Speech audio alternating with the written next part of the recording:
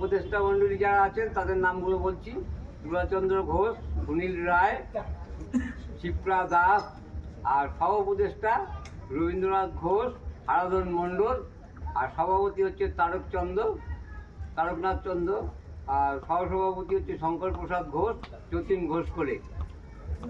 যুগ্ম সম্পাদক হচ্ছে শুভঙ্কর চক্রবর্তী, সুজিত ঘোষ করে, নারায়ণ ঘোষ।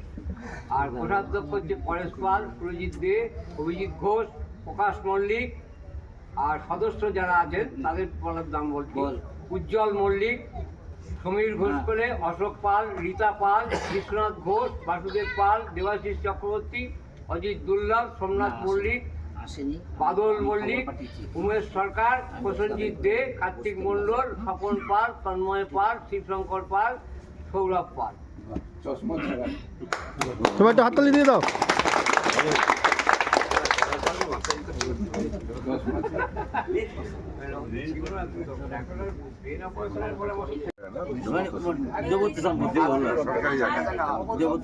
ওইটুকুই না, বাড়িতে করতে এবার তারপরে জিততে যায় সেটা